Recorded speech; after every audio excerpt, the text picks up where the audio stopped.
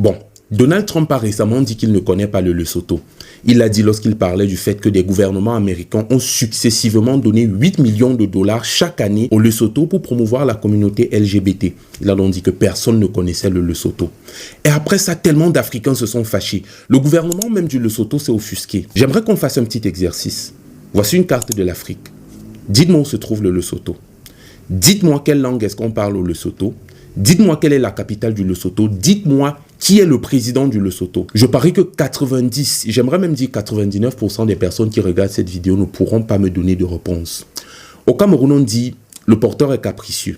Donc vous estimez que quelqu'un qui chaque année a versé 8 millions de dollars dans votre économie, le jour où il s'énerve et qu'il dit bon ça suffit, moi je ne vous connais même pas, vous dites non, de quel droit? Si vous estimez que c'est injuste, commencez également à financer les États-Unis. Le problème avec nous, et lorsque je dis nous, je parle de nous Africains, c'est qu'on est trop peu dans l'action, mais tellement dans la réaction. Tout ce qui est émotif, tout ce qui suscite une certaine réaction de colère, c'est notre fort. Comment est-ce que Donald Trump va dire qu'il ne connaît pas le Lesotho? Et tenez-vous bien, ce n'est pas parce qu'il a tout juste dit le Lesotho, parce que je suis sûr qu'il y a tellement de pays africains qui vont dire « Oui, Donald Trump ne connaît pas le Lesotho, après tout c'est un petit pays, il nous connaît ».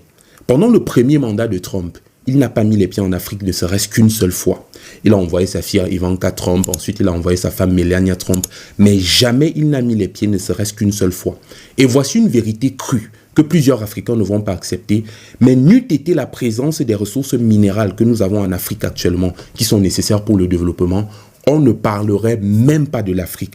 Parce que jusqu'à présent, l'Afrique apporte très peu au développement du monde en termes de technologie. Nous suivons des trends occidentales, nous abandonnons nos cultures au profit des cultures occidentales, nous utilisons la technologie occidentale, nous recevons les aides occidentales au point qu'un petit pays tel que l'Italie réunisse des leaders africains pour un sommet Italie-Afrique pour leur donner 4 milliards d'euros.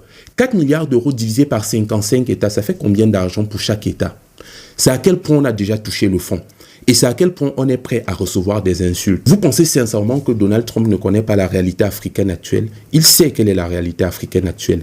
Il sait que nous sommes des géants au pied d'argile. Il sait que nous sommes tellement occupés à ressasser notre gloire passée que nous restons aveugles par rapport aux défis actuels et aux défis futurs. Donc lorsqu'il dit qu'il ne connaît pas le Lesotho, il ne parle pas que du Lesotho. Il parle en fait de tous les pays africains. Parce que comme je l'ai dit, n'eût été les ressources que nous avons, personne ne parlerait de nous. Et c'est à nous de mettre notre nom sur la carte, d'exiger le respect derrière notre nom. Et donc pour revenir à l'affaire du Lesotho, je vous encourage à aller sur Google, faire une petite recherche où se trouve le Lesotho, qui est son président, la superficie, quelle est la langue qu'on parle. Les autres peuvent ignorer où se trouve le Lesotho, mais un Africain n'a pas le droit, ne peut pas se permettre d'ignorer où se trouve le Lesotho.